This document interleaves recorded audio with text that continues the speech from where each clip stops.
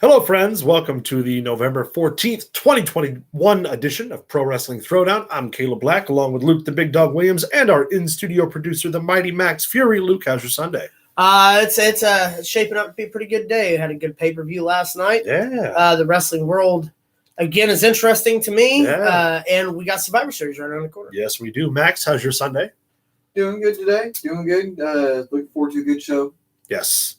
Yes, we got a lot to talk about. We are on the cusp of Survivor Series. Yes. Baby. One of the big four. If you're unfamiliar and watch the show just for us, it's one of the big four WWE pay-per-views. Second longest running yearly pay-per-view. Yes. And it's always fun because they mix it up with the different brands. You can see some really cool 5-on-5 tag matches. Yeah, you get to bring back the tag team warfare kind of aspect to it.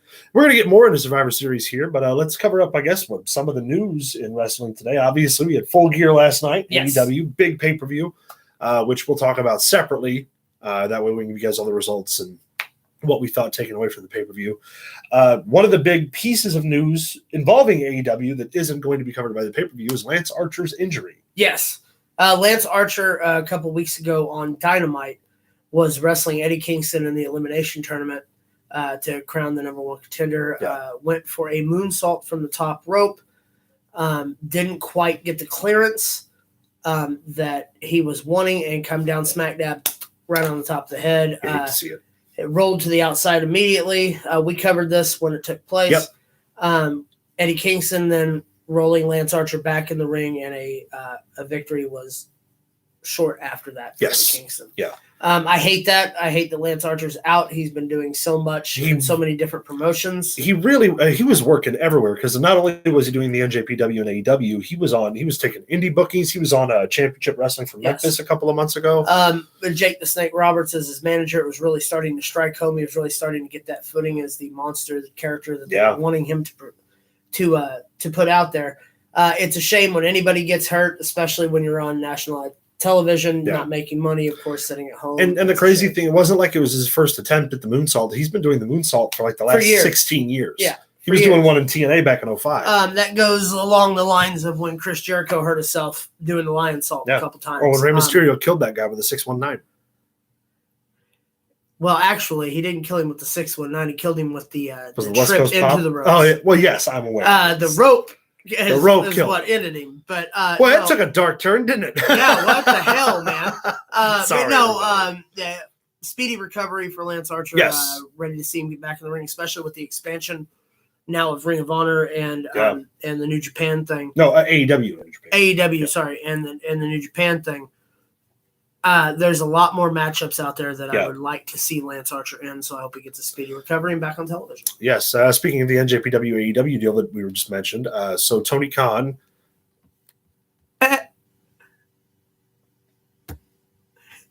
Show it. Good afternoon, Pussy Willow, Dogwood, and what's his new name? Anyway, Maxi Pad. First of all, I don't know who the hell decided my nickname was Pussy Willow. Kind of a Pussy Willow, though, man. It says a whole bunch. It says a whole bunch. I'm going to behave myself. Just let it go. Because we're on YouTube TV. Anyway.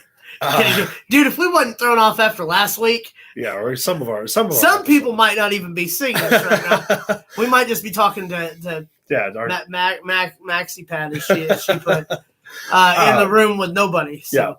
Yeah. So NJPW and AEW have officially announced that they're going to have an extended, at least 3-month period working relationship. It's not going to be quite the same sort of tandem operation they were doing with TNA. Yeah. This is going to be more of a genuine co-promotion, but it is going to be kind of cool. Obviously, last week they announced that Orange Cassidy and the Best Friends were now part of Chaos, which was Okada's faction in New Japan, which always opens the door to Okada coming to America. Well, and Trent Beretta, or Trent, as they call him now, he was already once a member of something over there, wasn't he? Yes, he was. Actually, I think he may have already been a member of Chaos, and they inducted Cassidy. Because I remember it was him. The other one that's with them now. But it was him. It was Rocky Romero and somebody else was a group. Roping. Yeah, no, that's Rocky Romero's part of Chaos. Oh, okay. Then then that's that's Chaos. Right on. But yeah, once again, it's always good for the international news, the international wrestling circuits We can see some more Japanese talent kind of displayed here in America, which I think always helps. And get some of our guys a chance to get to Japan. Yes. So. The influx of talent into AEW right now with just that New Japan it brings a lot of those bigger stars that don't get that kind of exposure that they really deserve. It gives them a chance at exposure, but also with the open door policy, I don't use the F word, the open door policy that's taking place right now. Dark has been getting a lot of the indie guys here in the United States that are making waves. Warhorse, Dark and Dark Elevation as well. Yeah, they're really pulling in a lot of them. It's going to be great seeing Lethal outside of ROH. Yes, it is. We're going to talk about that signing when we get to the Full Gear results. But it is news. Jay Lethal, having left Ring of Honor, is now All Elite. Also stating in an interview that he is not going to appear at ROH's final battle in December. Some interesting scuttlebutt going around on Jay, but we don't confirm rumors or hearsay. Hearsay rather. We condone hearsay all the time. So we're not going to cover some of the news out there about Lethal until we have more information, and that's all we're going to mention about. Yeah. However, we were just talking about where he would go on last week's show. And absolutely, him and Ring of Honor is going to be great. Another guy who started in TNA. Never got quite the crack at the WWE. TNA let his contract lapse. Ring of Honor scooped him up. And then he turned down WWE about 2 years ago. I mean, it's nice to know that you have the talent that when the E comes calling, you can be like, no, you can tell him no. It's also nice that he can go someplace and get paid well enough for having told them no. Yeah, sure. So I guess, do we want to get into all Full Gear here? Yeah, let's go ahead and shoot into Full Gear. Full Gear, solid show. Yes. A lot of stories have been continuing. A lot of stories stopped. One of which being the big story coming out of Full Gear, and that is Hangman Adam Page. Hangman Adam Page is your new AEW World Champion, having defeated Kenny Omega last night. The storytelling of him winning the title is epic storytelling in wrestling. We don't get the redemption story done very well very often. He leaves Ring of Honor, joins the Elite. Is the lapdog, loses his friends. Well, and before that, we used to have this conversation all the time. Hangman was kind of like, I don't want to say the Virgil, because that's not at all what he was, but he was the last guy in the group that you thought about. It was always Omega and the Bucks and, Cody and all the other guys at the Fort Marty. He was the X-Pac of D-Generation. Yeah, he was the last guy people thought about. Then they go.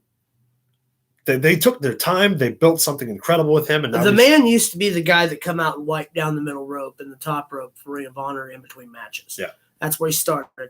And then stepping into the young boy phase in Japan, joining with the Elite, then doing the whole at the top of the mountain with the tag titles, to losing constantly at the bottom, meeting with the Dark Order. Becoming an alcoholic. Yeah, meeting with the Dark Order, kind of getting the stuff back on track, having to step away for a month and a half due to his wife giving birth, to come back, win the chip in the casino ladder match, and then turn around and win the title at one of the biggest pay-per-views of the year. From the tag team partner who separated from against him. The number one guy that he should have taken the belt from. Yeah.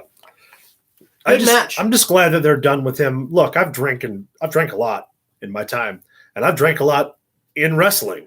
He's and I never once today. And I never once ran to the ring with a glass of whiskey in my hand. I'm so glad they're done with the Adam Page is a drunk and he's going to come out with a glass of whiskey in his hand. No, you're not. You're going to put it down. I promise you. If you want to fight somebody, you're not holding it. First off, if I'm running to the ring, I'm going to down it before I get in the ring. I'm not running with a glass of whiskey, you idiots. You don't spill good whiskey like that. What's wrong with you? So they opened last night with MJF and Darby Allen. Yes, great match. Great match. MJF went over as he should have. The two young pillars at war together was really, really good match. The coffin drop was really good. Yes. MJF using the diamond battle, the diamond ring to win again. Yeah. I love that they're going to keep that. That's a Ric Flair brass, or I'm sorry, William Regal brass knuckles. Well, that's a Diamond Dallas Page Battle Bowl ring kind of thing. Also a Dusty idea. I just thought I'd throw that out there. It's all Dusty idea. Then we had the Lucha Brothers against FTR for the AEW tag titles. Solid match. My boys did not take home the AEW World Tag Team titles. But left a lot of room for extra matches. What does that say? You running to the ring with a glass of whiskey would have made KB black. Correct. It probably would have made KB black. Yeah. I am black. You're black. BLA with a Q. With a Q, though. Yeah, black with a Q. Yeah. Taking it back. Anyway. You all right? Yep, I'm good. Did you FTR and the Lucha Brothers. They didn't win last night, but this is going to be, I think, a nice long story between the two teams. Yeah, there's a lot that you can get out of it. Phoenix and Penta are amazing tag team. Yeah. And their style of wrestling complements FTR so well. Yeah. Kind of like the modern day Rockers versus the Brainbusters. Yeah. Lucha Brothers. Well, and it's always one thing to remember, like AEW has a lot of really lax rules in their tag team matches, but FTR follows the right rules. So they find creative ways to do that. Well, they specifically put in their contract that anytime they were in a tag match, the tag rope had to be used. And that's great. Yeah. That's taking it back the way it should. Again, the best tag team in professional wrestling today. But like I was going to say before, arguably the best tag team in professional. The best tag team in professional wrestling. Arguably. Who else? What, the Usos? No, sir. Championships alone, man. Nothing to do with FTR, baby. FTR up here, Usos right here. But they ain't up here with I'm FTR. Sorry, I'm still a fan of Daniels and Kazarian. I think they were two of the best in the business. That's not even the two good members of SCU. Why don't you leave SCU alone? Christopher Daniels is 52 years old. All right, then the fucking North. I do love the North. I know you love the North. Yeah, except we don't have the North right now. What we have is Ethan Page with Scorpio Sky. We will give it time. Yeah, the best guy out of both of those tag teams. Josh Alexander is going to make you eat those words. Josh Alexander lost to Moose. He has nothing to say. You shut your whole mouth about Josh Alexander. Then we got the finals. Excuse me. The finals of the World Title Eliminator Tournament in Bryan Danielson and Miro. Everything that you would want in a Daniel Bryan Rusev match. Yeah, it was great. Except lax rules and more of a decisive finish than what you would have got back then. Yeah. The choke out, the tap out. I don't like the guillotine because he could have beat him with the kick. I don't like the idea of making someone Miro size tap out, if that makes sense. It'd be much more believable in my. Well, he didn't tap out. He passed out with the guillotine. Yeah. Even then, for Bryan's stature, the pinfall over Miro would have looked better on paper than submitting him. I think, though, that's what they're doing with Bryan is they're making him that submission guy. They don't need to, but they are. 30. They got 30 of those guys in AEW. Yeah. If you want to make somebody a submission guy, make Bobby Fish a submission guy. Bobby Fish is until Kyle O'Reilly gets there. Yeah. Which is going to happen very soon. We had, please excuse me, the Jurassic Express and Christian Cage against the Super Click, which was Adam Cole and the Young Bucks. I am surprised that they can use the Super Click, the click the way it's spelled. I'm surprised that they can do that. I mean, yeah, but I don't think the WWE owns a trademark for the click. And even if they did, it's a Super Click, baby. Well, it's one of those things that they took the too sweet. Might as well take the click name too. Right. Well, but it's also a playoff of Super Kick. Which I get it. I just don't like it. This match was everything you expected it to be. A giant spot fest between 6 guys. Was enjoyable watching Christian do his thing with the younger generation and still being able to keep up. That Jungle Boy, man, he's looking better and better. Dude, Luchasaurus is looking pretty good here recently, too. I just can't with the Dragon Whip kicks. I know. He's 7 feet tall, throw a big boot. But, I mean... They wouldn't be horrible if he didn't have to bend his knee because, again, he's 7 feet tall and everybody else on the roster is 5'9". Yeah. But the fact that you can see him making that extension and the way his leg looks off of the kick looks sloppy and it doesn't look like it has an impact. Right. Which is why when you're 7 feet tall and you chuck someone who's 5'9" into a rope, you hit him with a big fucking boot. That way they take a nice big hard bump and you look like a giant. I understand you want to be a flippy kid, but there's a way to do it that doesn't involve you looking like a jackass. Just my 2 cents. Well, I don't know. I mean, it would be easier not to look like a jackass if you wasn't wearing a giant dragon mask. Okay, but he's the only. I'm just saying. But he's the only 7 foot guy wearing a dragon mask. That's because it's a bad idea. Everyone else he's like, hey, man, you want to be my partner? You could be a little dinosaur guy. And they're like, nah, man, we're good. Yeah, no. I'd rather wrestle on jacked. They said that about the Hurricane. They did. They did say that about the Hurricane, and he made the mask work. But here's the deal. Gregory Helms was under that mask, and that dude could go. I mean, Lucha can go too. But he's not nearly as entertaining as Gregory Helms. Yeah, not for sure. Yeah. I wouldn't tune into a Luchasaurus podcast. Stand back. There's a hurricane coming. That's right. Through. That's all I'm saying. That's right. You're welcome, Max. Then we got to possibly the weirdest match of the night, which was Cody Rhodes and Pac against Malachi Black and Andre El Idolo. Which is like the weirdest two pairings. Not only, like, the match wasn't entertaining, it killed the crowd.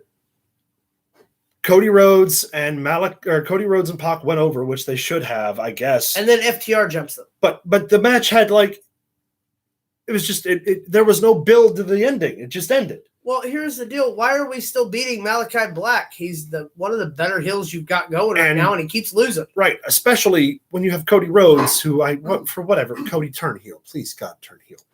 Please turn heel. I kind of dig the fact that he is a heel and he just doesn't know it yet. He's always been a heel. He's always been like I understand, like, you want to keep doing your reality show and game show and right. You and Brandy are always, solving racism. But, like, for real, just become a heel. That's what they're doing. They made that Hills thing that costs $70 a month for women to join the AEW Hills thing. And I don't know. When was the last time that you ever heard anybody actually joining the Hills thing? I've never met anybody who's ever done it. Now, I know they've got subscribers because they do weekly stuff. What a way to fight for equality. And then you make something a streaming service women specifically fans for need women, to go right. here. No. And you call them your heels, wrestling, which is just your wrestling fans watch it like the rest of us. Right. Now, you don't get the special thing with the heels. Easy. First off, easy, Cosby. First off, if you're selling merchandise that way, it's not going to work. Right. It's just not going to work. Yeah. $70 for a talk group. Will Weinemiller's in the house. He says match prolonged the event and could have been on Dynamite or Rampage. Didn't it seem like they were rushing the show? Yes. But keep in mind, at that point in the show, they still had Kingston, Punk, the women's title match, the world title match, and a lot of the time was saved for America's Top Team and the Inner Circle, which we are definitely going to talk about. Yeah. Anyway, we had Britt Baker and Ty Conti. It was a good match.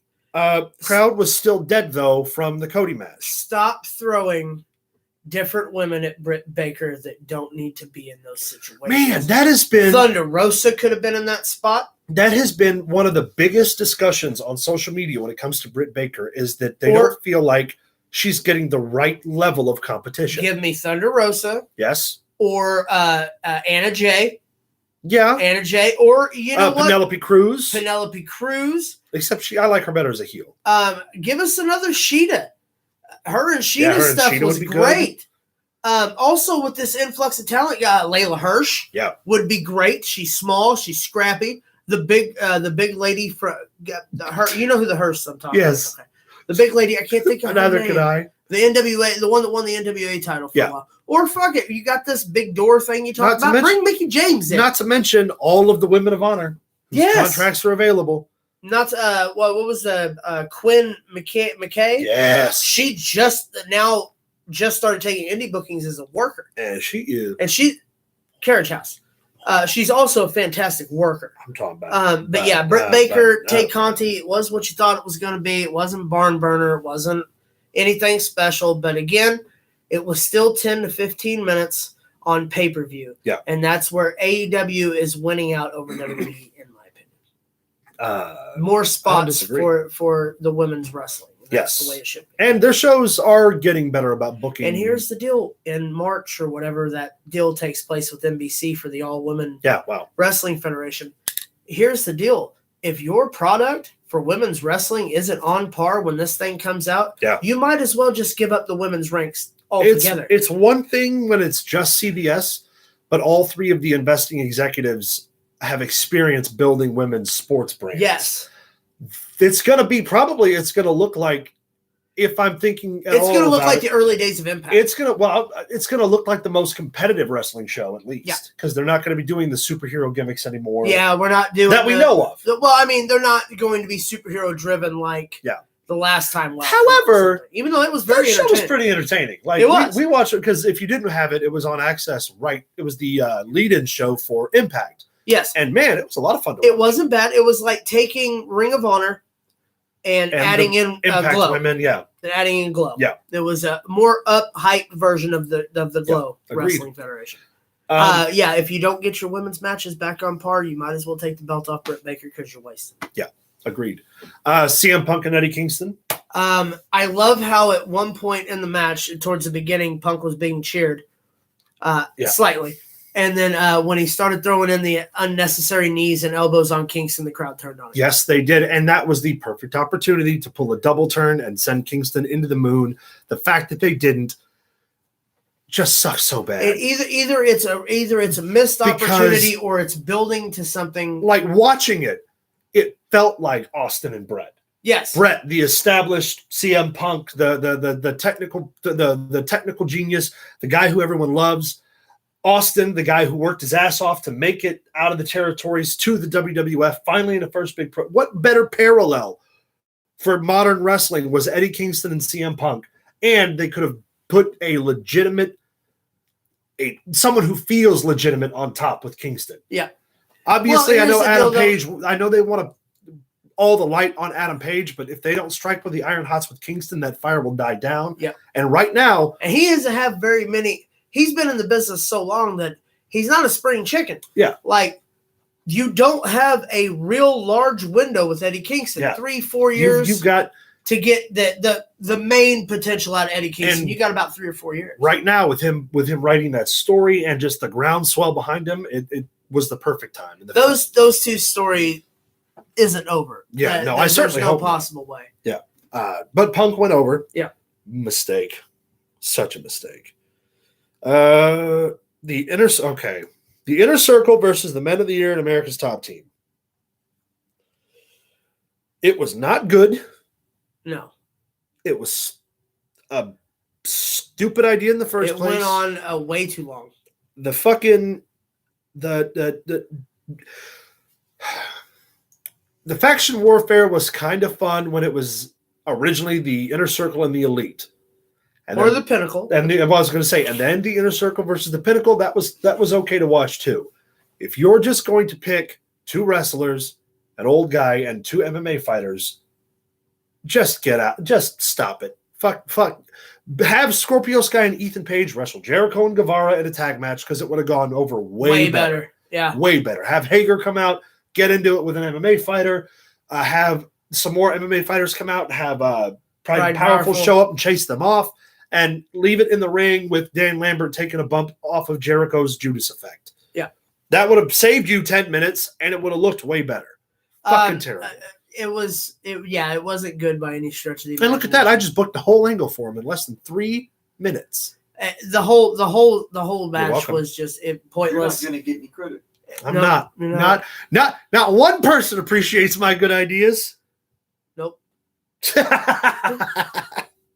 All right, and in our main event, Kenny Omega versus Adam Page for the AEW World Title.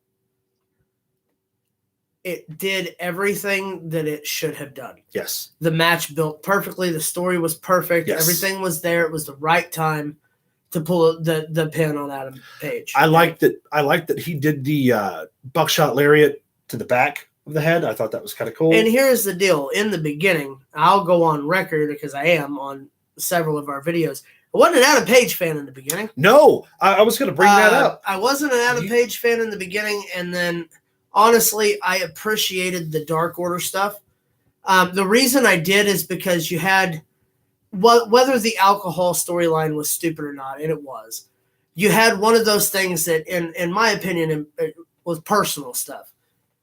The coming into the comedy act and the not needing the alcohol anymore because he had friends speaks volumes when you think of it. It does.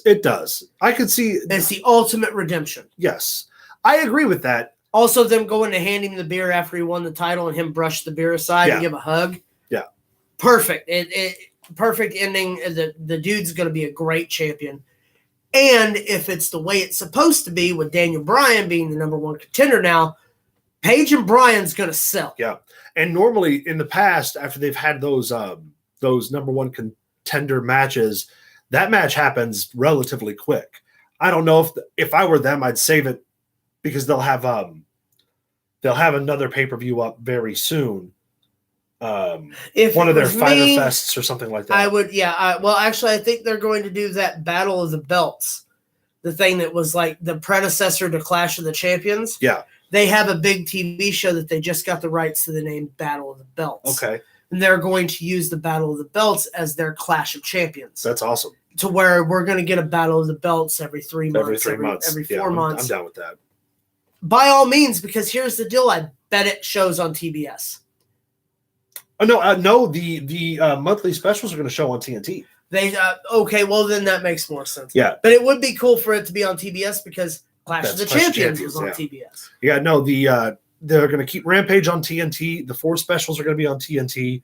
The weekly episodic Dynamite's going to be on TBS. Right on. Well, that's like a Thunder Nitro mentality. Yeah. Well, and then too, though, that they can use their Battle of the Belts to, up the viewers at TNT because it's a bigger event. Also elevate the younger stars. Yeah. That was a win-win for everybody. But Adam Page, congratulations. The match with Kenny Omega was everything that I wanted it to be. That was great.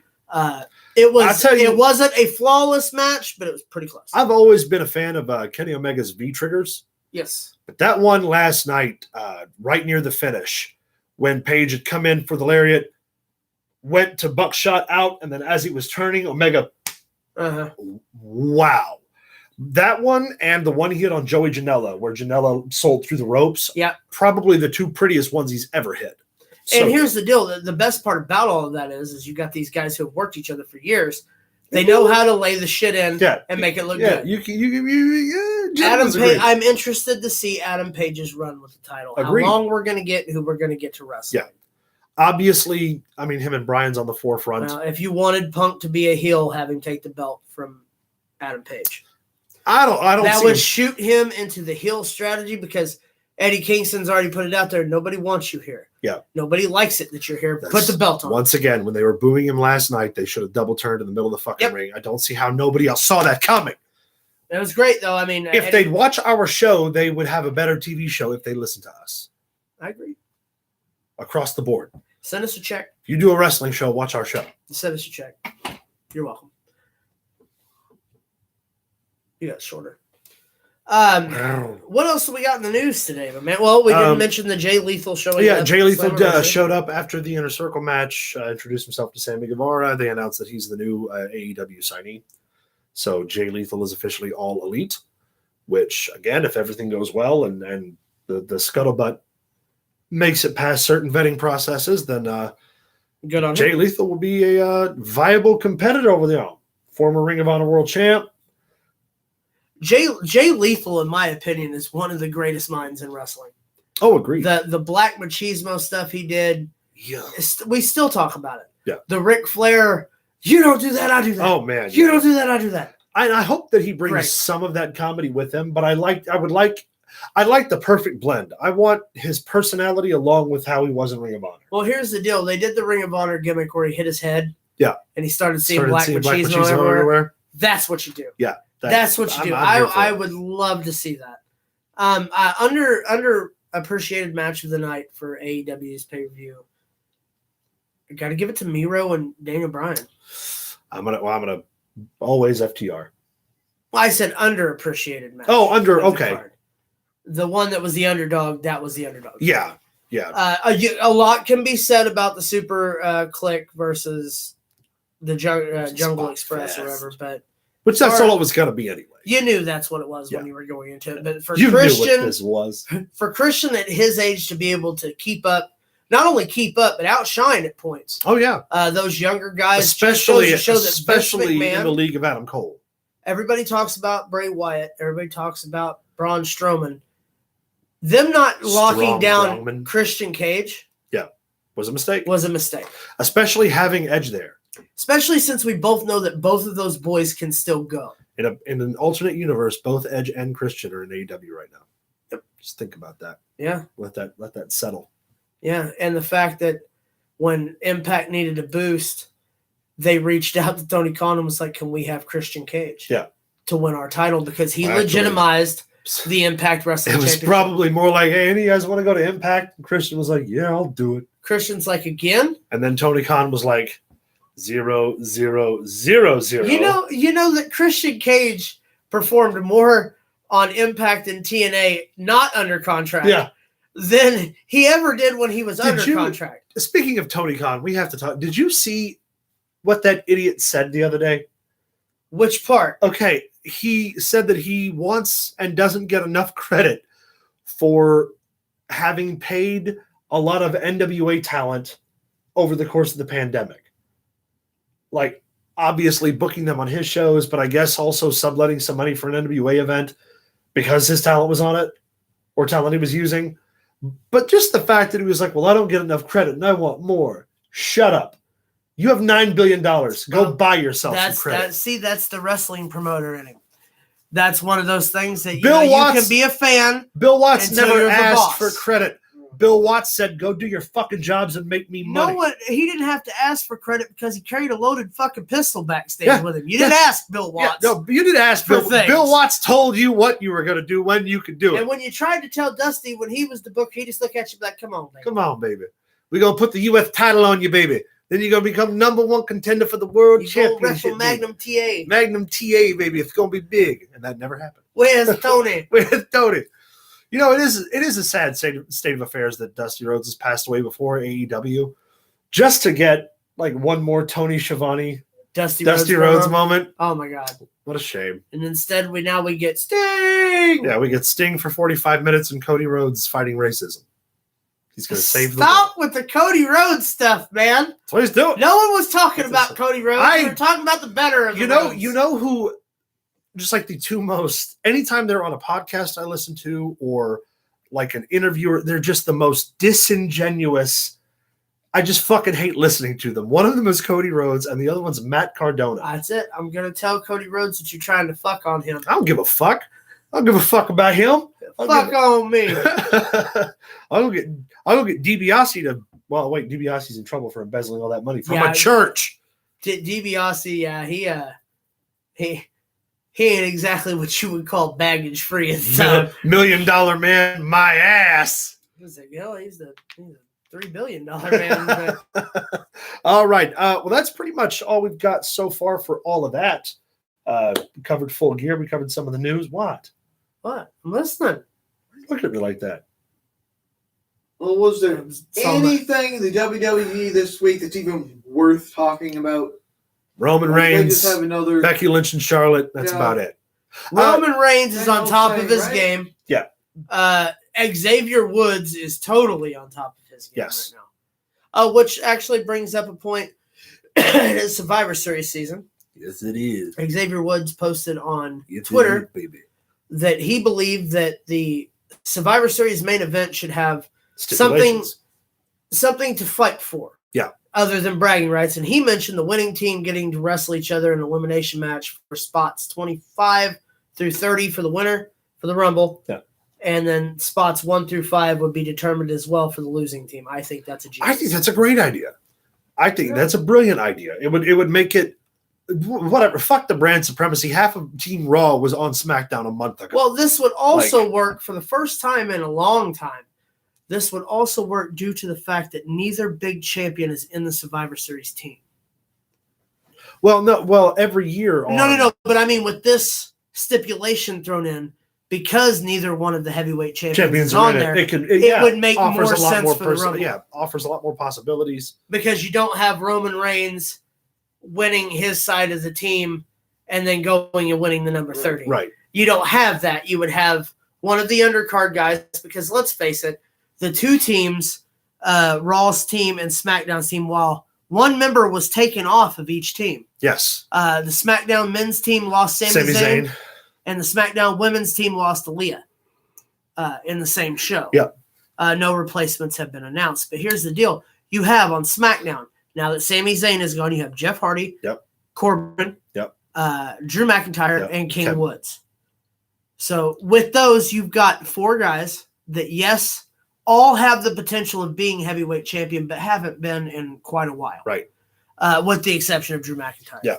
And then on the Raw side of things, you've got who was on Raw's side? Kevin Owens, Finn Balor, Rey Mysterio, and both the Mysterios, and Seth Rollins. Yeah. Also a crew on there that isn't in the title picture right now that you could build off of a Rumble victory. However, does have 4 former world champions on that team. Rey Mysterio, Finn Balor, Seth Rollins, and Kevin Owens. Well, Kevin Owens was a Universal champion. Well, it's still heavyweight champion of their. And all viable. Yeah. Also, on the other side, you've got Drew McIntyre, who was a former WWE champion. Yep. Corbin, who did the King of the Ring run. Yep. Biggest heel at one point in WWE was Baron Corbin. You've got Jeff Hardy, who has been a former heavyweight champion. Yep. And then, of course, help me here, Woods, who's the King of the Ring. Yeah. All viable people to win the Royal. Will says Survivor Series is booked horribly this year. Don't get it. No thought seems like it's put into these events on WWE's part. I completely agree. Absolutely agree. The thing that used to happen right around this time, before they just made it all about, whatever brand was better, was you'd get interaction from Raw and SmackDown, and they would build up to it, and they would select the teams through matches. Yeah.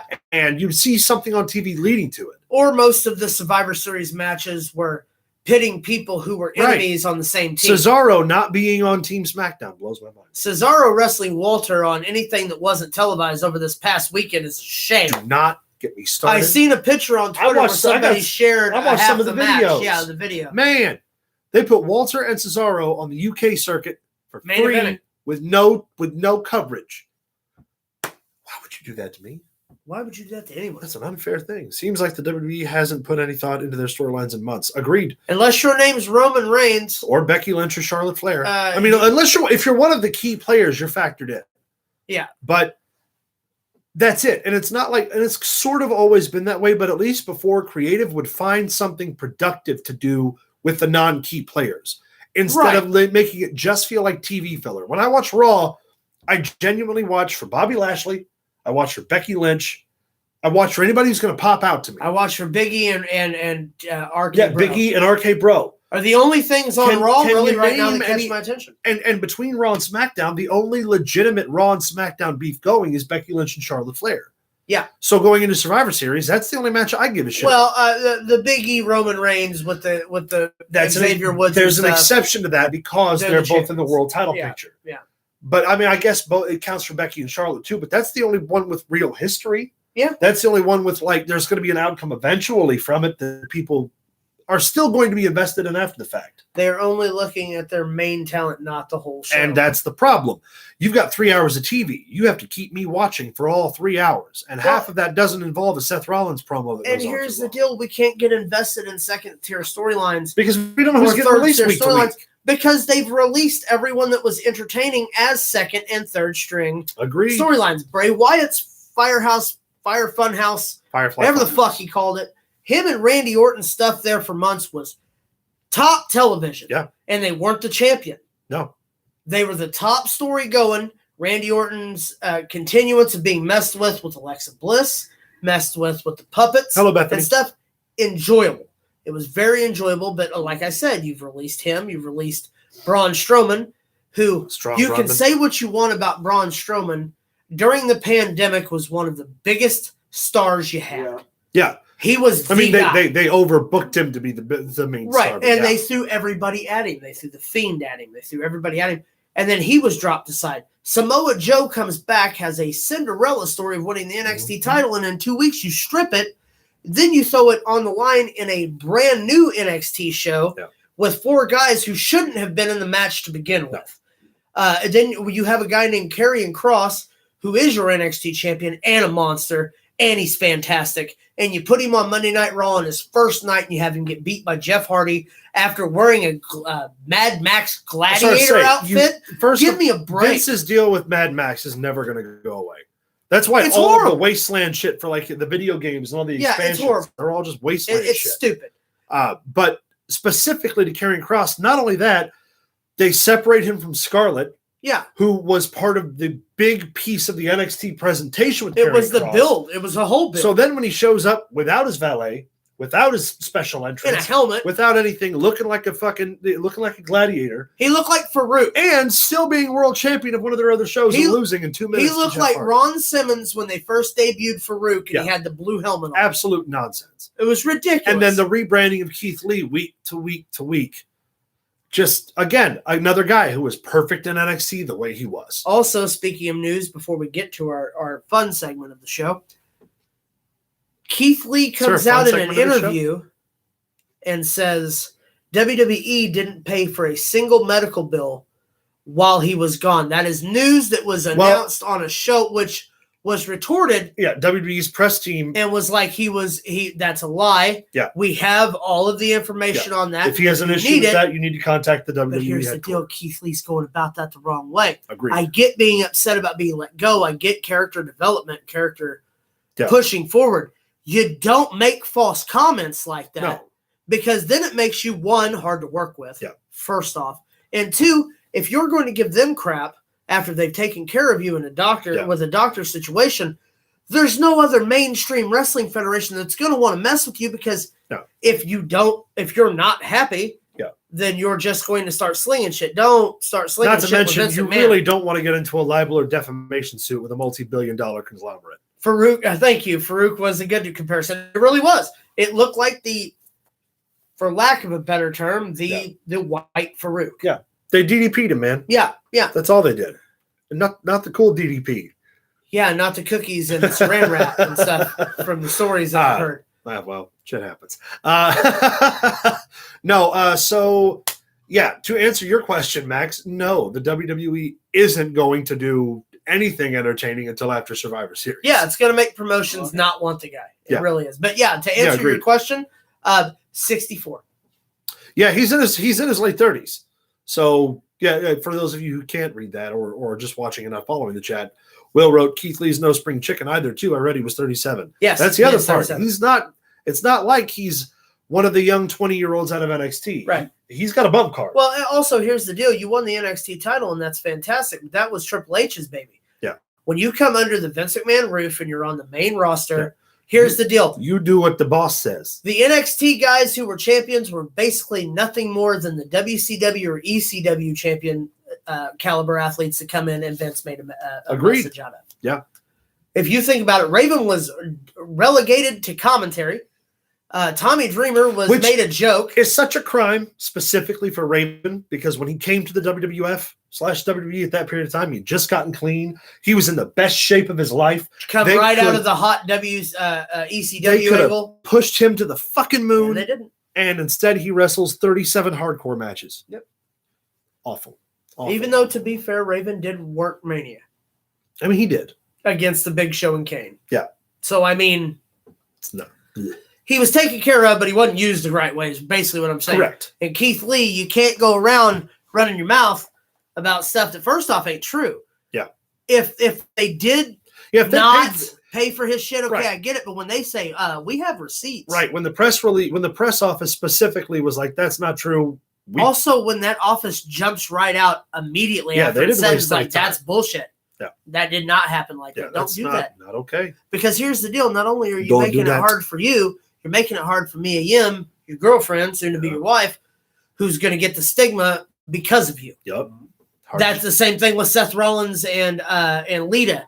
Or not Seth Rollins and Lita. CM Punk and Lita. Yeah. Back in the day.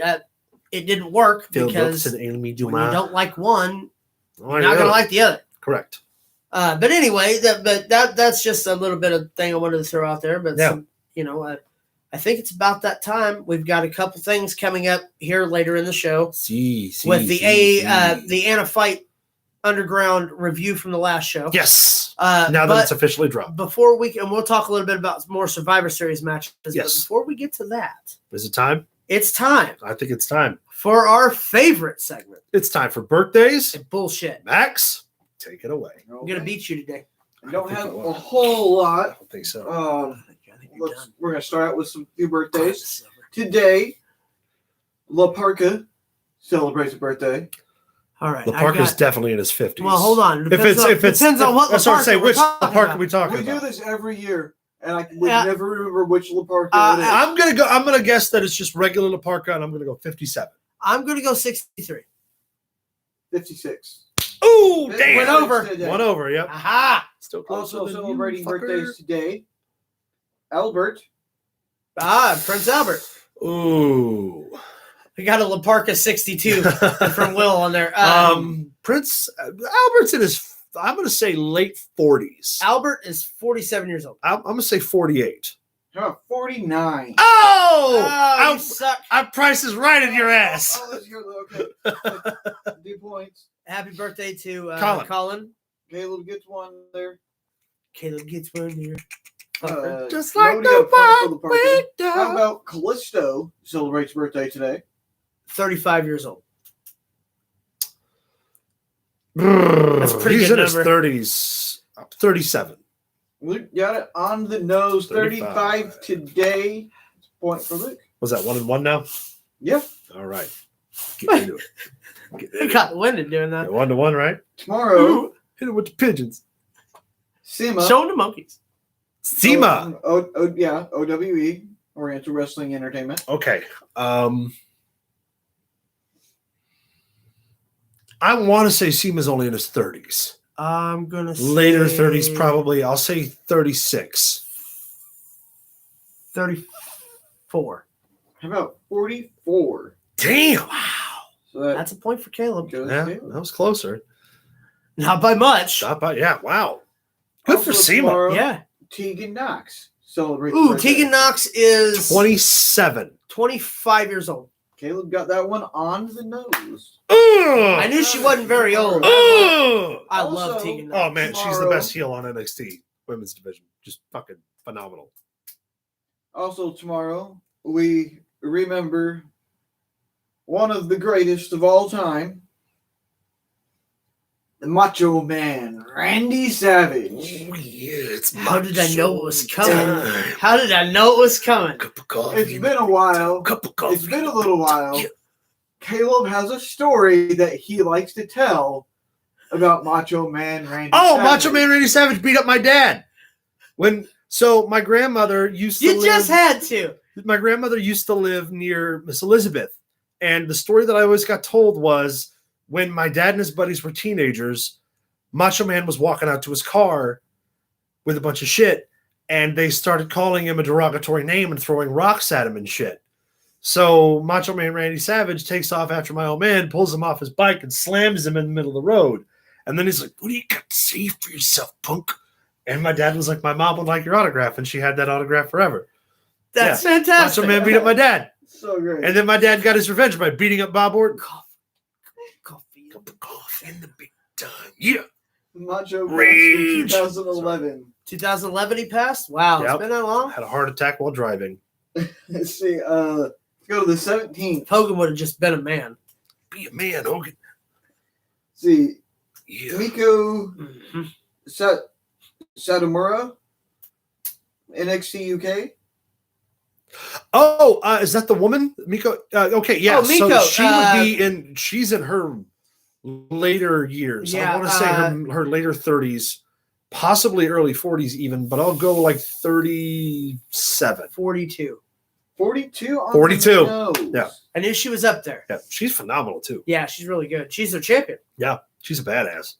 She's one of them Also- old school Bull Nakano yeah, badasses. yeah. Also on the 17th, we have Ryan Braddock. Ryan Braddock. I don't have a fucking clue who that is. I do. And there was 30 a couple of the names that he went by that I didn't write them down. 38. I'll say 39. How about 41? Caleb gets another one. Price is right at the beginning. Come on down. 39 and a penny. Bullshit.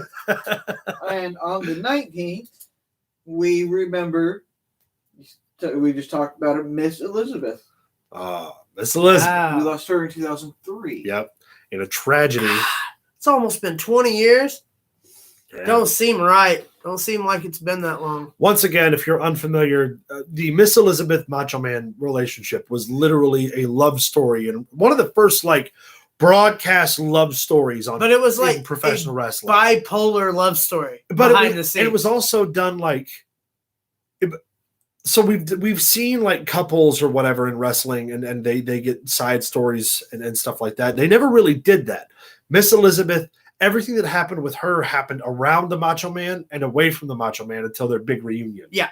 Which was beautiful when she came out and smacked Sherry. WrestleMania 8. Oh, so good. 7. It was like the end of the Titanic. So such a great moment. WrestleMania 7. She come in and slapped Sherry around. Slapped the piss out of her too. Yeah, the Macho Man and Sherry, Macho Man and Elizabeth being the first woman of the WWE. Yeah, man. All class. There was not a classier woman. Nope.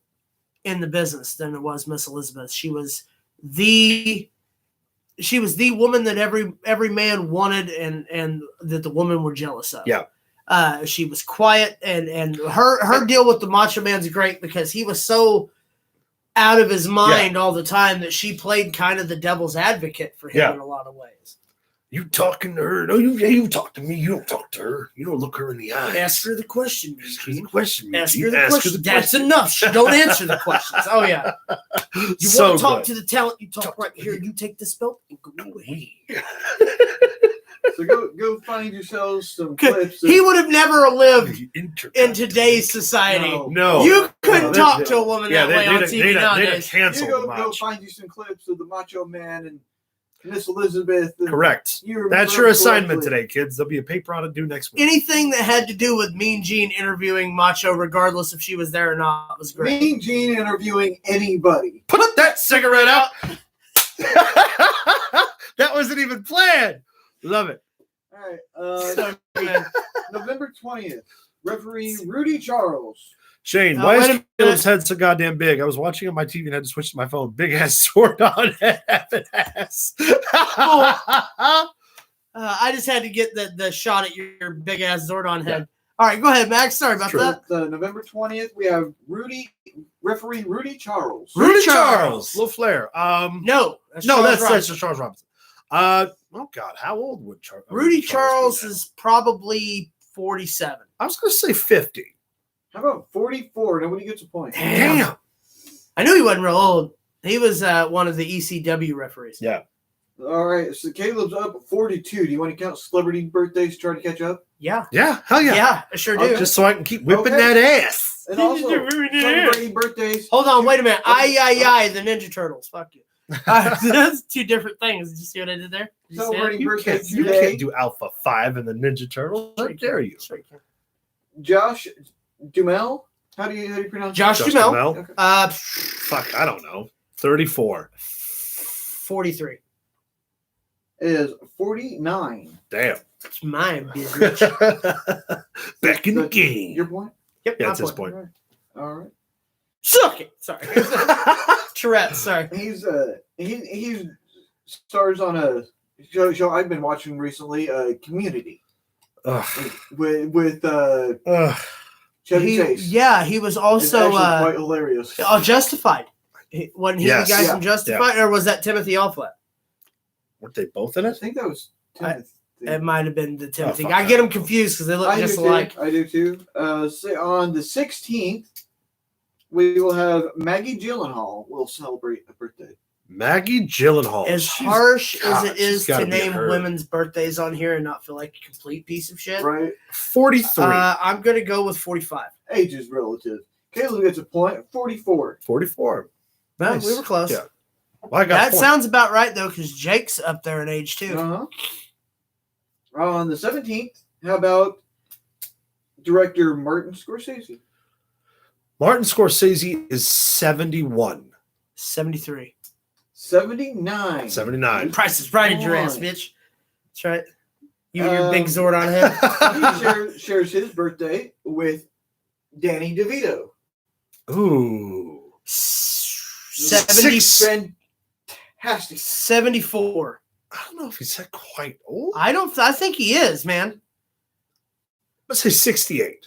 How about 77? Look, it's a Hot damn. tied. Yeah, he's up there, man. 77 years old. 5, yeah.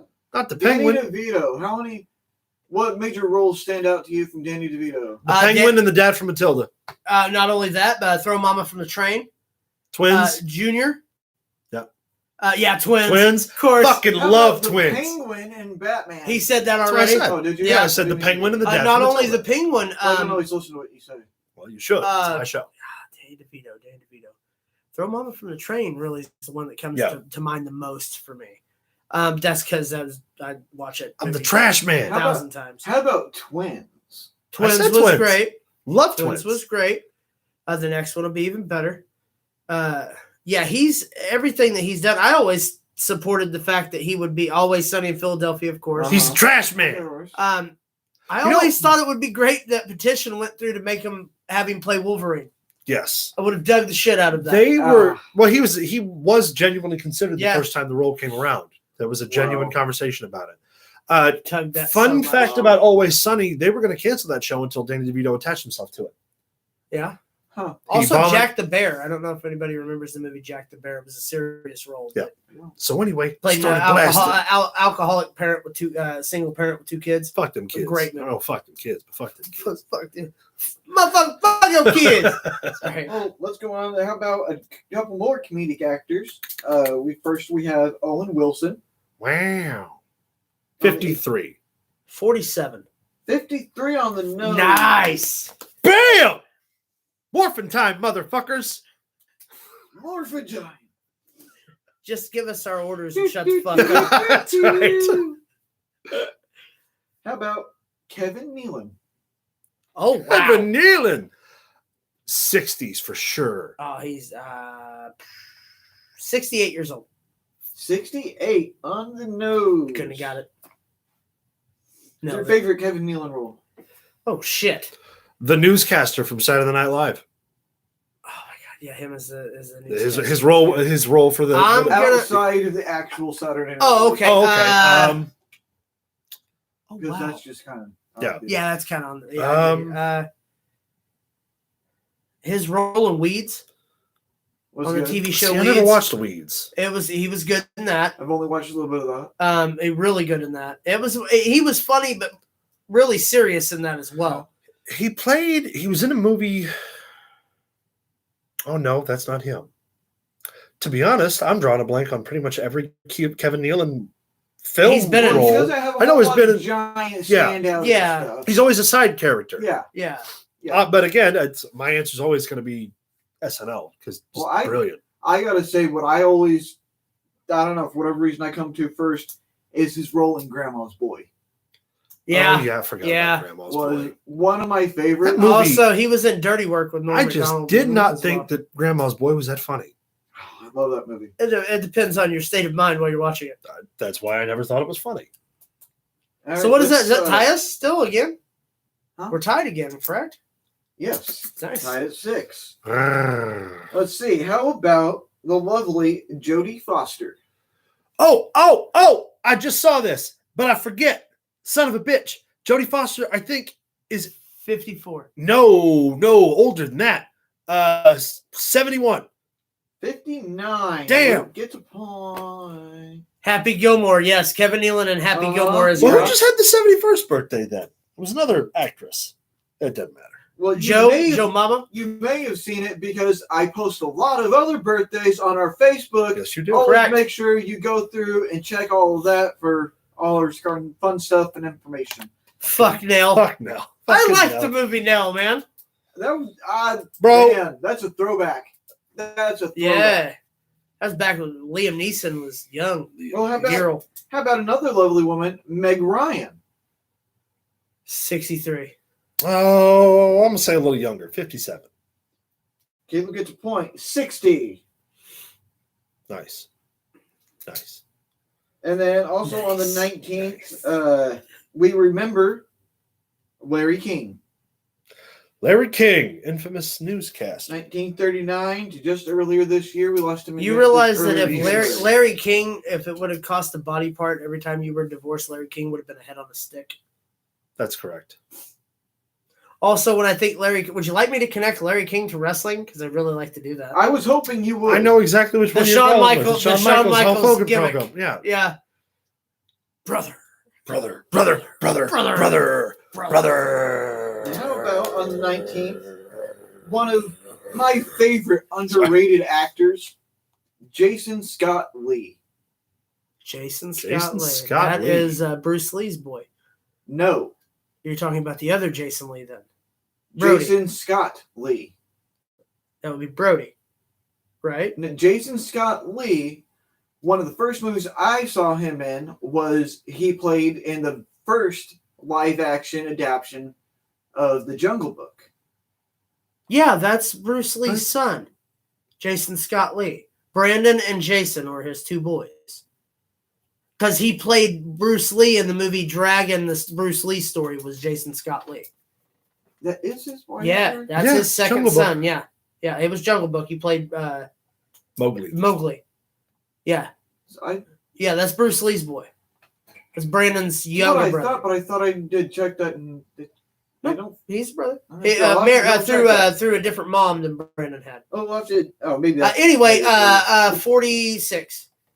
What do you got, Caleb? 47. How about 55? All right. Price is right. And he also plays in one of my absolute favorite roles. He actually played, well, I guess then he played his dad. Yeah, in Dragon. The Bruce Lee story. Yep. Fantastic movie. Oh my God, does he look exactly It was like him. originally supposed to be Brandon Lee, and Brandon Lee died yeah. before playing the role, so Jason Scott Lee stepped in. A damn good movie. Damn good actor. And let's see, how about on the 20th, Joel Mchale. I like Joe Mchale. Talk soup and stuff. We have confirmation that he is not, in fact, related to Bruce. Okay, that's what I thought. It was his son, but that's what I thought. It just happens to be the same. There's the Jason Lee is his boy, but this is that's why it's always Jason Scott Lee. Gotcha. Okay. Wrong Jason Lee. Yeah. Not the Jason Lee I care for, which is Brody. So. If you watch Dragon, the Bruce Lee story, he looks identical to Bruce Lee, which is the biggest reason why everybody assumes that he actually I'm Bruce is his boy. I'm Bruce Lee too. But it's a fantastic movie. Name the reference. Name the reference. Also, hold on. Name that reference. Can you? I don't think you can. One more time. I'm Bruce Lee. I'm Bruce Lee too. You're all Bruce Lee. Stop it. I'm not going to let you do that in case Bull answers it. Oh, right now. What's that? Oh, A Family Matters. There you go. That's what. I Family Matters. That's what I thought. Yeah, him, and then it was him, and it was first him. Then it was him and Carl. Yeah. Then it was him and the two young kids. Those were my couple of favorite episodes out of Family Matters. Mine too. That Family Matters. Well done. See, how about also on the 20th, the ever so beautiful Miss Bo Derek.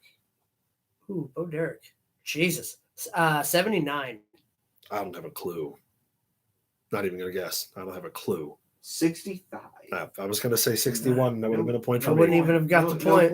There, you would have got a point. I don't have I didn't have any idea. No. My favorite role that I haven't seen a whole lot of stuff that she's in or that I recall. I don't know that I've got an extensive Bo Derek film library. I always go to Tommy Boy. Yeah. Was she in Tommy? She was the mom that was trying to hone in on Okay. Yeah. I remember her from the movie 50. Nikes. Is that for me? No, son. That's for me. Yeah. Wow. Yes. She will turn 65 years young. Still a carriage house. And now, I get to talk about my man.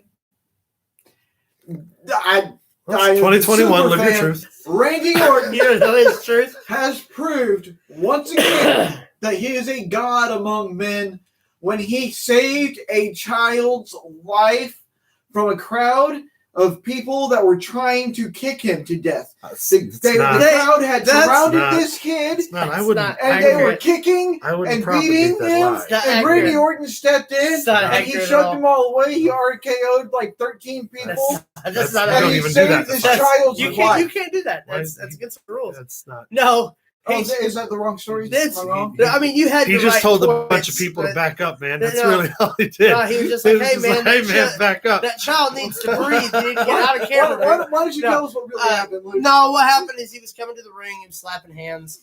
Kissing babies. A bunch of people rushed the entranceway to get a piece of the man. There was a little kid, probably 6 or 7, that was trapped in the barricade, slammed up against the barricade. Randy Orton got them to move because he's a classy fucking guy. You're right. That's why. That's right. That's what we RKO, guys baby. There was no kicking of a child. I don't know where you got that. RK no. Also, if you saw it, hold That's what I on. heard. First off, if he saw a video like that where a bunch of people were kicking a child and Randy Orton RKO'd him, I would want to see that. That'd be something we could all share. He just started dropping. I would people post the left and right. link right here. Hey, quick caveat, since it's relevant to what we got going on. If you're going to attack a wrestler, don't. Yeah. Yeah, Don't. let's talk. Go ahead, Caleb. Yeah. Go into So this some story. jack off grabbed a hold of Merc, formerly Graham Bell, last night at an indie show, while Merc had a handful of light tubes, and so he bashed old boy in the fucking head with them. You Don't attack wrestlers. You don't put your hands on somebody Don't do just that. because it's wrestling. Because You wouldn't put your hands on Jack Nicholson like that.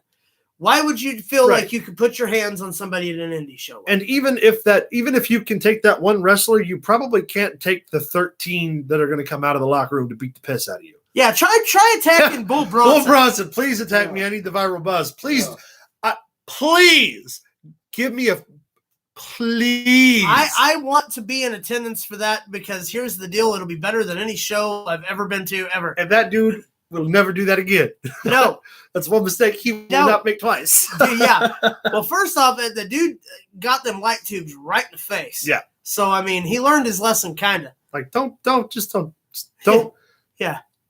Yeah, get up and grab Bull like that. I'd Don't- like to see that. Don't fuck around and you won't find out. Right.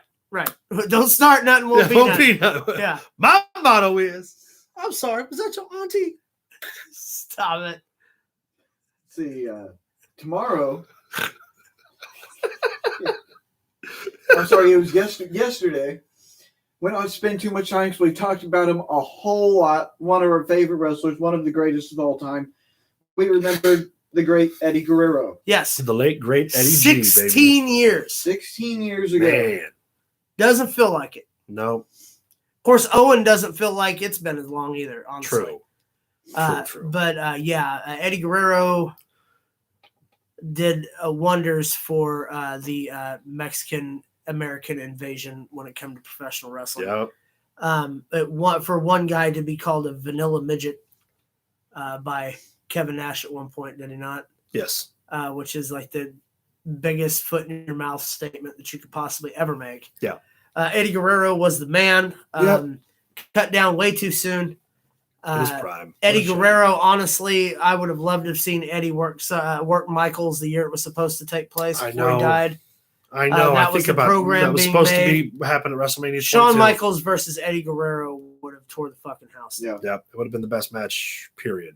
Rest in peace, though. That's Yep. Eddie Guerrero is still to this day. People talk about Eddie Guerrero 16 Yep. years. We're talking about him right now. Yeah. Speaking of Bret Hart, Oh boy. on let's Sean see, James back on in the room. 9th No. was an anniversary Yes, it was. Yes, it of was. one of the most Yes, it was. controversial topics. It's as controversial as whether Han or Guido shot first. Han shot The first. Montreal totally shot Screw first. Job. Thank you. Han totally shot first. Han shot first. The Montreal Screw Job, often a topic of conversation here. I'm not going to get into the whole deal. Yeah. Basically, Bret Hart refuses to drop the belt in Canada on the night of a pay-per-view, Survivor Series. Yep. Offered to drop it to other people other than Shawn Michaels, and even offered to drop it the Monday night on Raw after Survivor Series. He just did not want to lose in Canada. So they fuck him in the end by hooking him in his own submission, and the referee calls for the bell prematurely, even though obviously Bret Hart neither did surrender nor did he tap out. It's always been a fun story to tell. I personally believe it was all the work. A lot of people do. And a lot, I mean, I could be wrong, but I just don't believe that it could have happened so perfectly to tee up everybody exactly where they needed to be, unless you orchestrated it the exact way to make people think it was real. Shawn Michaels was so incredibly hot at that point. Yeah. The Bret Hart fire. It screams a work. If it wasn't a work, certain aspects of it were worked afterwards. I'm just saying, Bret Hart leaving to go to WCW to make more money than he's ever made, which is part of the deal that he made with Vince, was that he would let him out of his contract so Bret would make more money. The company saves money. Michaels gets propelled into the top heel position for a full year, and Bret Hart doesn't go into WCW with a loss while having a ton of buzz around him. Also, Vince McMahon paid Bill Goldberg to kick him in the head.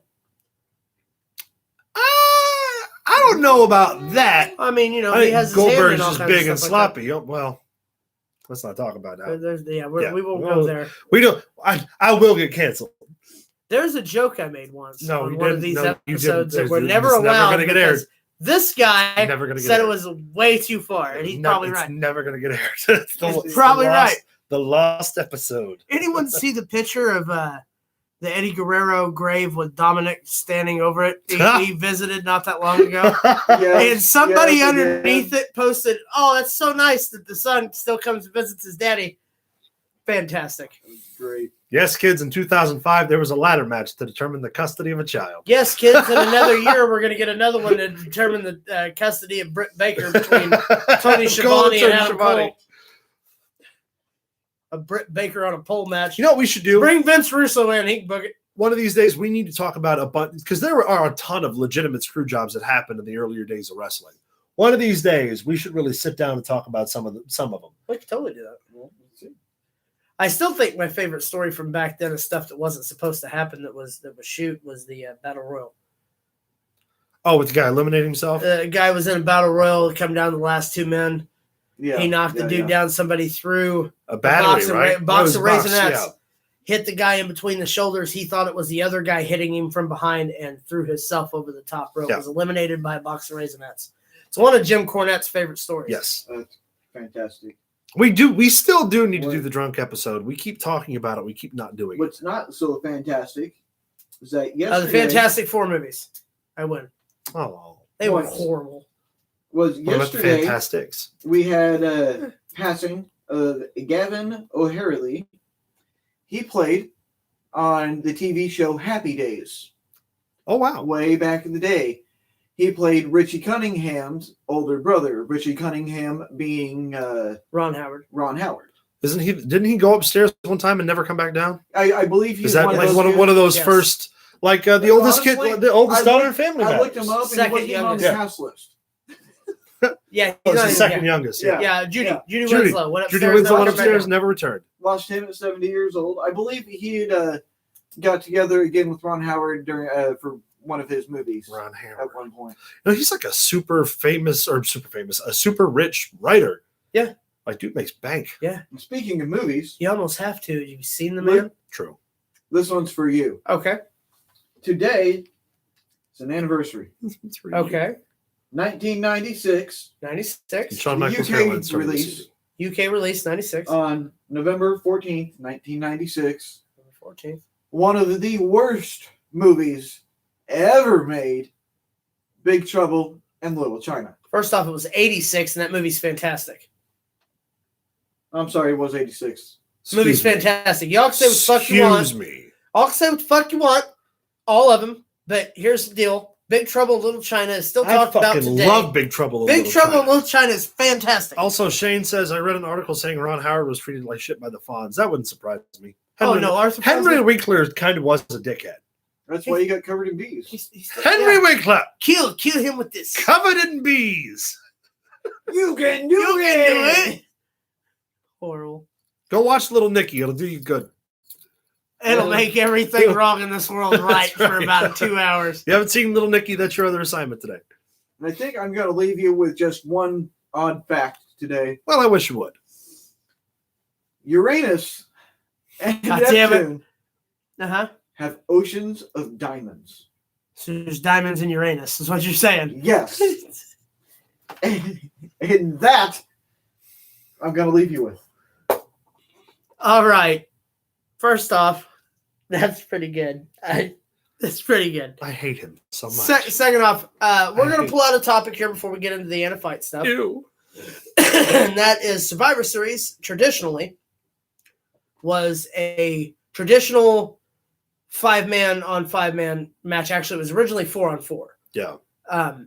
What I'd like to do, in spirit of Survivor Series being next week, is I would like to hear everybody's top 2. We can do top 2. Top 2. By the way, Caleb won that by 1 point. You're welcome for my service. Survivor Series tag matches, not singles matches, Yeah, not pay-per-views. the 10-man elimination or 5-man matches. tag matches. Okay. Well, mine are both of them are both mid 2000s. And I'm going to leave out the Invasion era Survivor Series because it was just like a rehash of the Invasion pay-per-view 5-man or whatever. But remember, I want to say 2004. It was actually both Survivor Series matches for both Raw and SmackDown were fucking awesome. 2004 Raw was Randy Orton, Maven, Chris Benoit, and Chris Jericho against Triple H, Batista, Gene Snitsky, and Randy Orton. No, Randy Orton was the captain of the other team. Oh yeah. Sorry. Yeah, it was Triple H, Batista, Gene Snitsky. I guess it was Flair. Yeah. Against Randy Orton, Maven, Jericho, and Benoit. That was the winners. Yeah. Got to be general manager of Raw each for a week. And that's how they ended up doing the screw job finish between Triple H and Benoit and putting the title up in the tournament and blah, blah, blah. Yeah. On the SmackDown side, it was Team Guerrero versus Kurt Angle. And it was Eddie Guerrero, Rob Van Dam, Rey Mysterio. No, Rey Mysterio got pulled out of the team match to wrestle for the Cruiserweight title. So it was Eddie Guerrero, Rob Van Dam, John Cena, and somebody else against Kurt Angle, Mark Jindrak, Sean O'Hare, and Carlito. Yeah. And that pay-per-view was just a lot of fun. My favorites, I like the... That's my number 2. Both. But yeah, my number 2 would be 1988. It was Hogan, Bam Bam Bigelow, I want to say Hacksaw Jim Duggan, and somebody else against Andre's team, the Heenan family. Yeah. And it was one of the very first pay-per-views back in that stretch of Hulkamania where Hulk Hogan lost. Hulk Hogan. Hogan's team didn't win. It come down to Bam Bam Bigelow versus Andre the Giant and Rick Rude, I think. Man, I fucking love Rick Rude. And that was mine because at the time Hulk Hogan was on fire. Hulkamania was on fire, and he didn't lose on pay-per-view. Yep. And that time he did. Yep. So that would be my number 2. Max, what about you? You want to throw your opinion in here? Yeah. Okay. Okay. Well, my number 1 all-time favorite Survivor Series was Survivor Series 2005. Team Raw was Batista. Or no, I'm sorry. Team Raw was Shawn Michaels, Carlito, Chris Masters, Big Show, and Kane. Team SmackDown was Batista, Rey Mysterio, Bobby Lashley, Randy Orton, and JBL. And it was for at the Raw Homecoming, the big Raw, I'm sorry, it was either the Raw Home, it was a Raw Homecoming. They cut off a SmackDown match. Eric Bischoff canceled a SmackDown match mid-match. So at the end, Teddy Long sent all the SmackDown guys down to the ring to start a fight. And that's what started it. They built up Raw versus SmackDown for months leading into that Survivor Series. And that was when originally it wasn't supposed to be Randy Orton. It was supposed to be Eddie Guerrero. Yeah. But Eddie Guerrero unfortunately passed. So they move Randy Orton in. Shawn Michaels eliminates almost everybody, eats an RKO at the end. Randy Orton gets the pin. They hoist him up.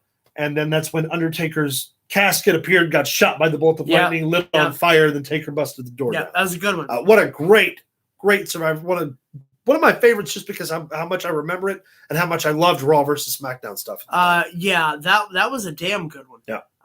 If I had to pick a top favorite of all time, I would go to, let's see. Honestly, I would have to go to the wild card Survivor Series match in 1995. It was a mixed match, a Bedlam match. It was Shawn Michaels, Ahmed Johnson, Psycho Sid, and the British Bulldog versus Yokozuna, Dean Douglas, Owen Hart, and Razor Ramon. The thing that stands out the most to me is that you just got through the whole storyline with Michaels and Sid where he had accidentally super kicked Sid one too many times and he turned on him. And now they're in the same team. And Sid Vicious picks up Razor Ramon by the head. And he's like, kick him. Super kick him. And Michaels is like, okay. And he throws a super kick and Ramon ducks. And he hits Sid. And as Sid goes down, Michaels just looks at the camera and goes, love it. Love it. Fantastic. The Heartbreak Kid. That was also Survivor Series 95, the main event. I know we're just talking about traditional matches. But was Diesel versus Bret Hart for the WWE Championship a month after, or a month towards the year reign of Diesel as champion. Correct. You are correct, sir. All right. Well, that covers us up for Survivor Series, y'all. All right. I guess it's time to talk about Anna Fight Underground. Now, we're only doing this because we wanted to wait until it released on IWTV. If you're not a subscriber, subscribe so you can watch all of our shows. As soon as we got done filming last week. Yes, it did. Yeah. But so now we're going to break down the show a little bit, try to get through this here, and give you guys some info on what happened. Well, unfortunately, we'll start out with the first match of the card, which was an 8-man tag. Yeah. Which was Stonewall, the Skimmerhorns, and Jacques Kennedy. Jacques? It's Jacques. It was Jacques. No, it was Jacques. Okay.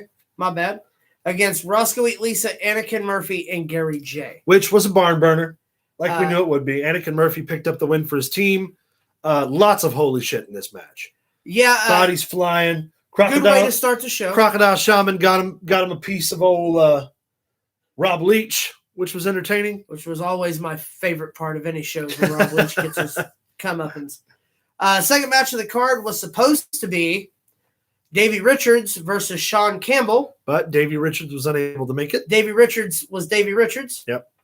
So instead, we had Thud Powell make his debut. Underground debut against Sean Campbell in a hard-hitting match. Unfortunately, he was come up on the losing end as Sean Campbell, first off, gets on a microphone and uses his free time on the microphone to tell Davey Richards how disappointed he was that Davey Richards was unable to attack.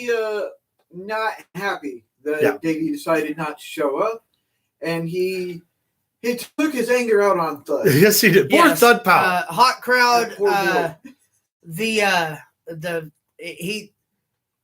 He made Thud Powell realize exactly what Anna Fight Underground's all about. Yeah.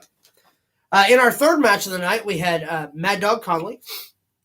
It was undefeated at the beginning of this match to take on M-Dog 20, Matt Cross. What a great match. Match was great. Matt Cross looked to be in the shape of his life. Yep. But at the end of the day, Mad Dog Conley is yet still undefeated in Anna Fight Underground. Was he? Yes. Matt Cross lost. Okay. Yes. Match 4, we had the blood feud of a lifetime with Madman Pondo. And Atticus Cogar. Called out Atticus Cogar over the use of Masada Skiers. Yeah.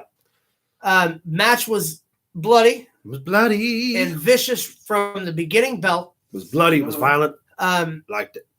Cogar takes the advantage while in the corner with baby powder. Yep. In the eyes of Madman Pondo. The dastardly.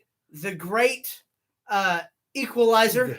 Dastardly is what it was. I've actually been hit in the face with that stuff and puked for 20 minutes afterwards. That was horrible. Anyways, Pondo did not get the victory. Correct. And also looked like he was wearing a crown of thorns, as many skiers that were put into his head. Yes. Believe me when I tell you, go to IWTV.live and check out the last Anna Fight show. That match alone, you will not be disappointed. Subscribe, baby. As we come back from intermission, we get an impromptu.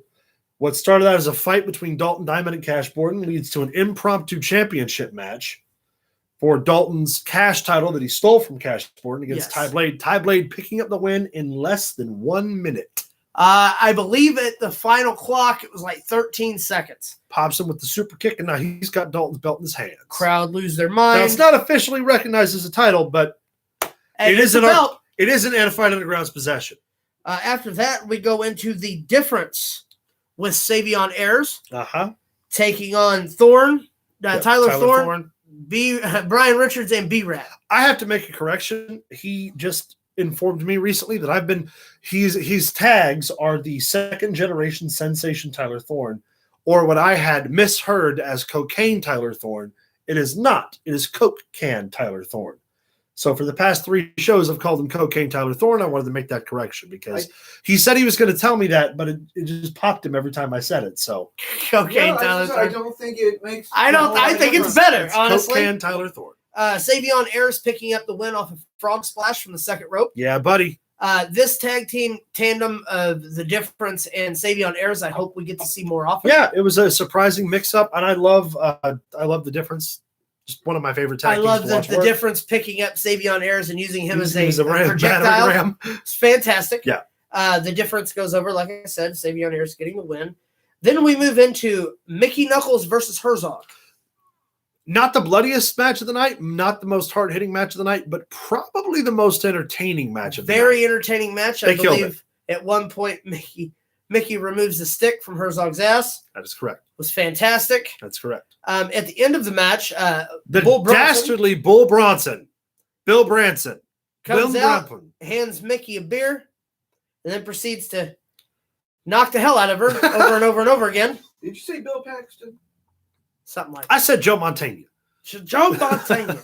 The dastardly which Bull I don't Bronson. know where we're going from here, but for my money, Bull Bronson versus Mickey Knuckles would be straight up the thing I want to see. Correct. I think Bull Bronson's punk. Well, you have a Zordon head, yeah. so it doesn't matter. After we go through the beatdown that was Bull Bronson just kicking the shit out of Mickey Knuckles, we went to Merck, who we talked about earlier, formerly known as Graham Bell, taking on AJ Gray. And they literally tore the roof off the place. Tore the roof off the place. They literally went through the roof. Also, the crowd was not as responsive. I hope it goes over better on film. The match was great. Yeah. Probably, if not the match of the night, pretty close. Yeah, they killed it, man. Mark, of course, getting the win, keeping his position in the title rankings towards the top. Yep. And then in our main event, we had newly crowned Cash Champion, not recognized, the notorious Ty Blade. Ty Blade taking on the Carver of Cutter's Alley. Oh, this match, bloody and brutal, and I loved it. Was great. Ty, of course, picking up the victory in the main event of our first year show. Earned every bit of that. Yes, the syringes were brought out. I'm not going to ruin it for people. Yeah, we want you to subscribe. He gave his amount of blood. Also, I would like to point out that this last show was the first use in AFU of glass tubes. Yes, it was. Yep. Was the first time that we had actually stepped into something as hardcore as bringing out the glass tubes. And trust me when I tell you, the plans for the upcoming year, we're just going to keep getting bigger and bloodier and crazier. So if we're your bag, come check us out. With the release of that show, and then the release here recently on Facebook of our next Fight Underground show, Big Lee's Birthday Bash 2. We've had 3 matches announced. Yep. One of which being for the first time ever in Fight Underground, we have a 3-way dance. That's right. For the Fight Underground Heavyweight Championship. Break dance competition? It might be. It is not. Something's going to break. Something's going to break. Cash Borden defending the Fight Underground Heavyweight Championship against the newly crowned Cash Champion, the notorious Ty Blade, and the scumbag, Dalton Diamond. Who's your money on? Ty Blade. My money's on Ty Blade. Ty Blade. My money's on He already snagged one. Now he's going to go snag the other. I think I've got to go with the woo. That's right. Woo. Nailed it. Also, Sadika will make her Fight Underground debut against Herzog. Against Herzog, the Viking Wizard. Going to be interesting. Also to note that Sadika and Mickey Knuckles have a past, Yeah. and with both women underneath the same roof, all bets are off. It's going to be a great night, y'all. So Yeah. be sure to follow us on all the social medias. That way you can get updates.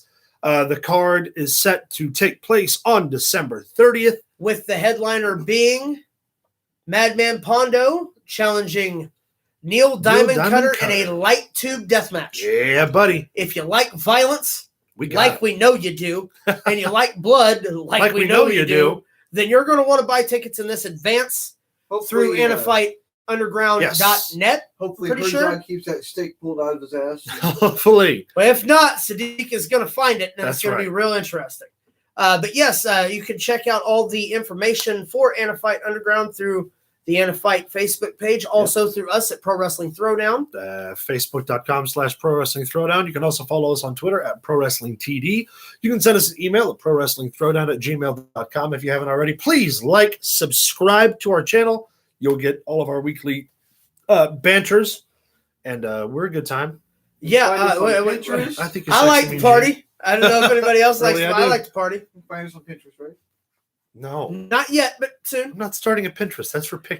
Well, here's the deal. He didn't say. He said he was never going to start a TikTok, and he's got 4 of them. So don't take anything out of this man's mouth. I think 6 of them. Now. He's got 6 of them now I've got because 6. that's what you Are need. we on 6 of them. TikTok? 6 TikToks. We are not on TikTok. No. We are We on should be Twitter. on We TikTok. are. We should We be on were TikTok. on Twitch. The stream for Twitch got.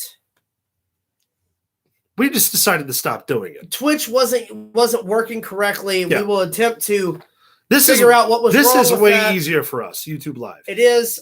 It was straight to the people, as you can see from those who are watching this not live. You will not see the chat room. So, in order to take part Watch in us these live, discussions, baby, you live. have to be with us live to take part in the chat. We will read out what you have. Love you too. We love you. Thank you for subscribing and most of all liking and most of all putting up with the 3 of us for an hour and a half. Which, by the way, Most of gentlemen, those This is our longest is video the to date. longest video to date. Yeah. Congratulations on we're 135 subscribers and still climbing. We need more. We need more, so pass this to your I friends. wanna pass monetize it to this your family. motherfucker. We're climbing so much, I'm going to need a ladder soon. It's true. And here's the deal: if we get to 200 subscribers, we're going to show you Max Fury's face again. Except this time Covered in pie. in pie. Ha ha ha ha. What kind of pie? Whatever kind of pie you like, baby. Not that kind of Not that. pie. All right, y'all. I mean, it could be that kind of pie. Is YouTube Red still a thing? Yeah, I don't No? know. I think we got the Anyway. budget for Maybe that. we should ask The Rock about pie. All right, guys. Well, thank you so much for tuning in today. As always, enjoy the rest of your day. And from us to you, keep it in the ring. I like that show. It's pretty good. Yeah, that's I all wonder right. what kind of pie we're going to do, though. That's the thing. Blueberry. He doesn't know it yet. It's going to be fucked up Pie. pie. Cherry pie, or maybe apple